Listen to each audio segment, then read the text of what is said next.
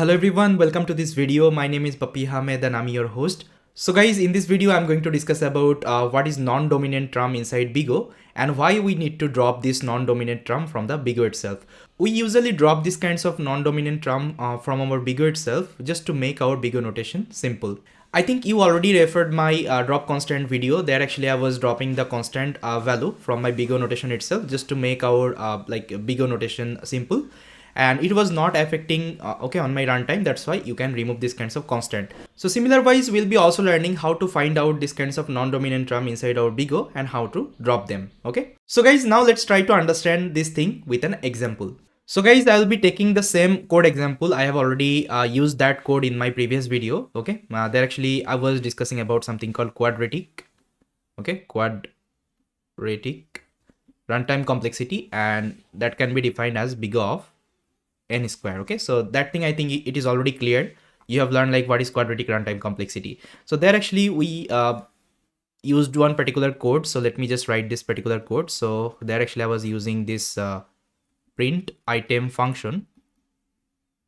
Okay, so it will be taking one parameter n, and inside that actually I was running one nested for loop. So for I in range, so it will just print 0 to n. Okay, and inside that I was taking another for loop for j in range, so it will also take n parameter, and it will loop through 0 to n. Okay, now inside that what I was doing actually, I was just print my I and j. Okay, so this was the code, guys. I think you remember.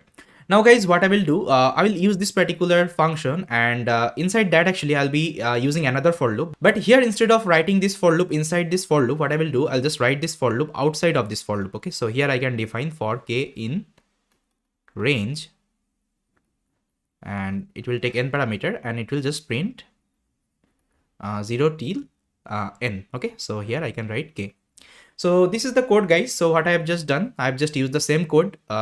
The runtime of this code is like quadratic, and you can define as big of n square, and this particular for loop I have taken. Okay, so this is the extra for loop. Now first of all, let's try to code this example on my code editor and try to understand what is happening there. So what I will do now, here what I will do inside BIGO, I'll just write another file here. So non underscore dominant.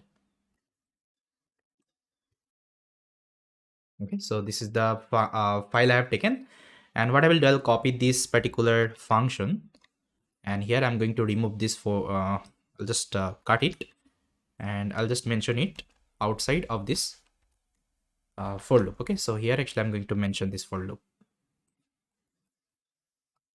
Okay, now what I will do, I'll just print, maybe I can copy this part. Now instead of k, I'll just give I and j, and now inside that it will only print k.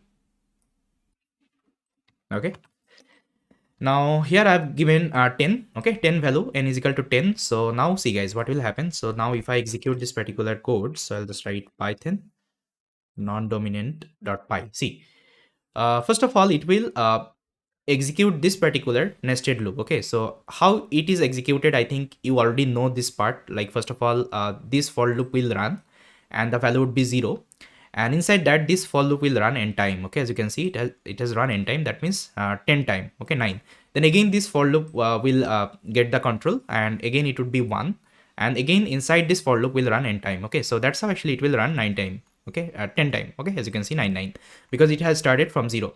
Now once this for loop has completed, okay, now this for loop has started and it has printed 0 to 9. As you can see, 0 to 9. So that means what is happening. So if I open my board again, so this particular code, okay, so here this particular code is taking time, something called quadratic time. So you can define as big of n squared. Okay, and this particular for loop is taking time.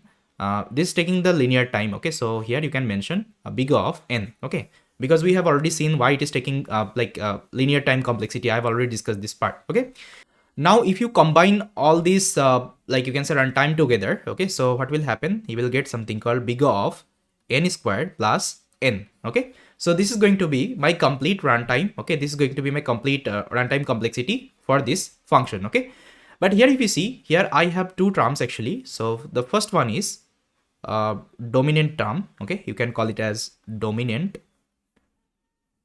terms. Okay, and the second one is, this is non-dominant term. Okay, non-dominant terms. Okay, why? Because if you see, this n is having one power here, which is nothing but 2. Okay, and this n is having one power, which is nothing but 1. So in this case, actually n square is greater than n. Okay, so that's why this is a dominant term and this is a non-dominant term. Okay, so whenever you are having these kinds of conditions, so what you can do actually, you can remove. Okay, you can remove this. So that time actually you can remove this non-dominant term from this kinds of big O notation. So what you can write?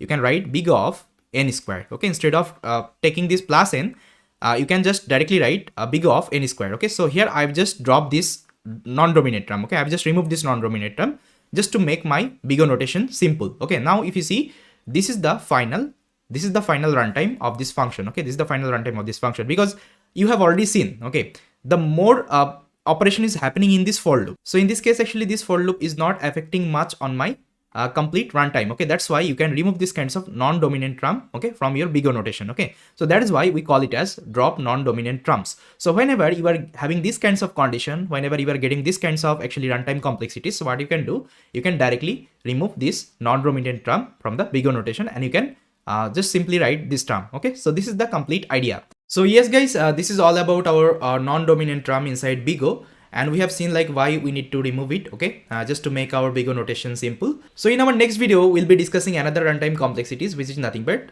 big O of log n. With that guys, thank you so much for watching this video and I will see you next time.